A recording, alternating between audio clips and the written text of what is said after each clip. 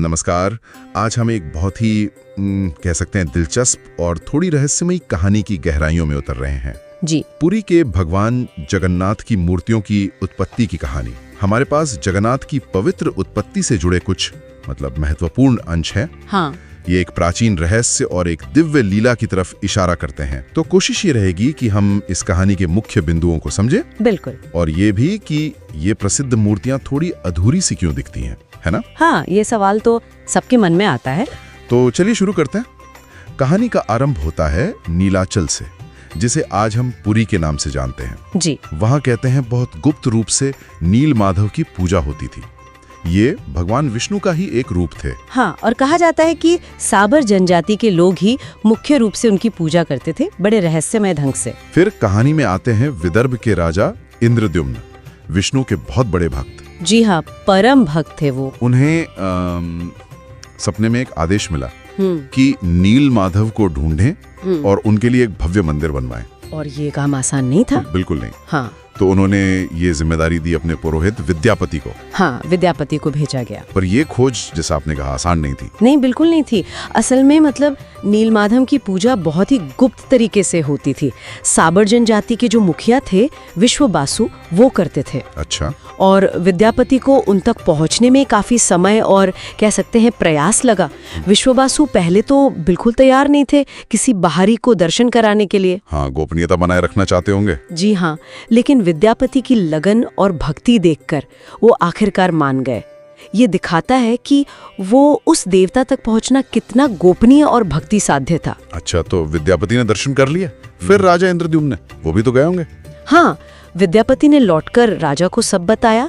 राजा इंद्रद्युम्न ने फिर पूरी सेना और तैयारी के साथ नीलाचल पहुंचे। लेकिन तब तक तो हाँ, यही कहानी में एक बहुत बड़ा एक नाटकीय मोड़ आता है। जैसे ही राजा इंद्रद्युम्न वहां पहुंचे, नील माधव रहस्यमयी तरीके से अंतर्ध्यान हो गए। गायब हो गए, राजा के पहुंचते ही। जी हाँ, बिल्कुल। राजा इंद्रद्युम्न तो जाहिर है बहुत दुखी हुए, बहुत निराश। उन्हें लगा सारी मेहनत बेकार गई। स्वाभाविक है। लेकिन फिर उन्हें आकाशवाणी हुई, एक दिव्य संदेश मिला कि भगवान निराश न हो। अच्छा, क्या संदेश था? संदेश था कि भगवान अब समुद्र में तैरते हुए लकड़ी के एक विशाल लट्ठे के रूप में प्रकट होंगे।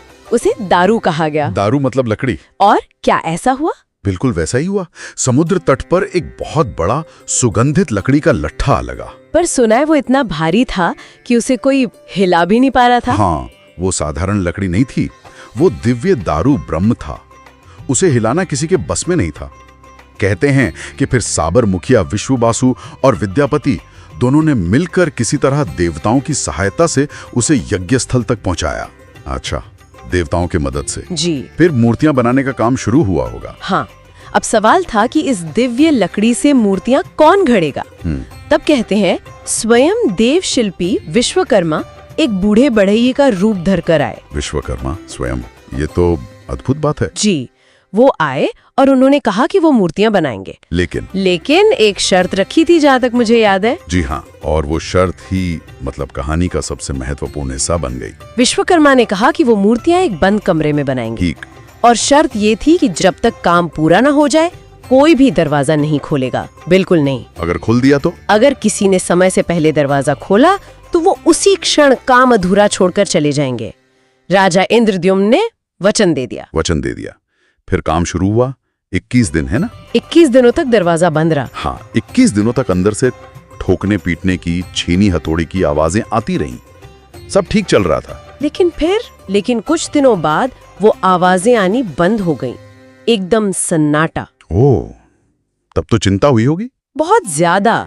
खासकर रानी गुंडिचा, वो बहुत अधीर हो गई, चिंतित हो गई।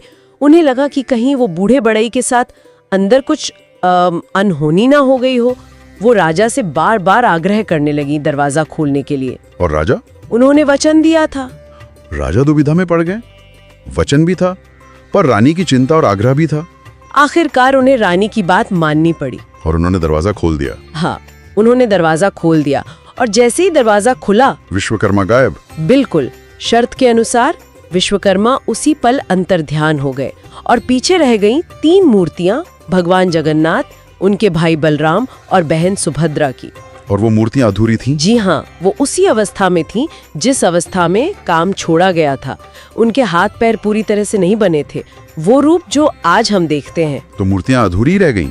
राजा को तो बहुत दुख हुआ होगा, निराशा हुई होगी। हाँ, पहले तो निराशा हुई, लेकिन कहते हैं तभी उन्हें फिर आकाशवाणी से या शायद भगवान ने स्वयं ही ये निर्देश दिया कि चिंता न करें। क्या निर्देश? कि इन्हीं अधूरी मूर्तियों को वो स्थापित करें, इसी रूप में उनकी पूजा करें।